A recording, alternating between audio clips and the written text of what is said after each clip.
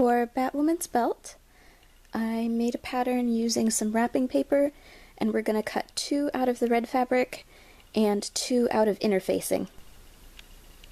I used fusible interfacing for this project, so after ironing the interfacing onto the red rectangles, putting right sides together, and sew them together along either side. Next, I turned the belt right side out, folded in the edges of one end and stitched it down, and then on the other end I attached the buckle.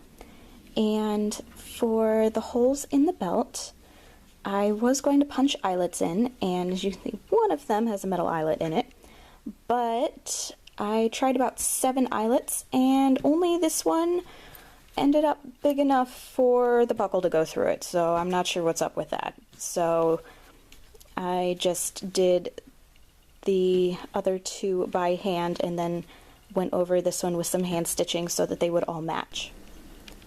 To make the bat emblem patch for the hat, I heat and bonded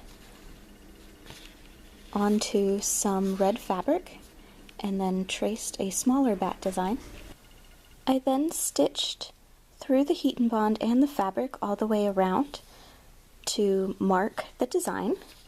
Then I satin stitched all around the edges and then trimmed away the excess. This way this patch can be used as a patch, and I slit the back of it a little bit just to make peeling the paper off easier. And this heat and bond doesn't seem to like to stick to things very much, so it depends on the fabric it's being stuck to, but once the paper is torn away it can either be ironed on or it can be glued onto the hat. For Batwoman socks, I could not find any red socks with black stripes anywhere I looked, even online. They all either had too many stripes or only one stripe. The closest I could find was at Walmart, some brown socks with dark stripes, so I'm going to try my hand at dyeing them red. And here are what Batwoman's socks look like after they've been dried. They ended up a very nice deep red color. It's a little bit darker than the rest of the fabric, but I also could not find red socks anywhere, so this is what we're going with.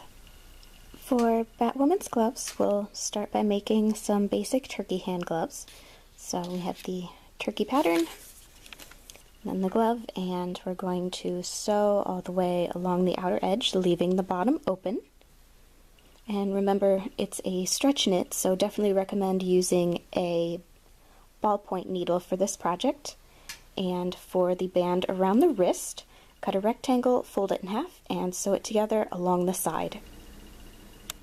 Next, turn the glove right side out, and putting right sides together, sew the wristband all along the edge. Then, your glove is done. And here are all of the Batwoman accessories we made.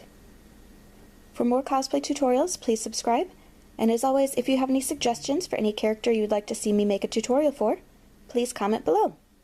Thank you!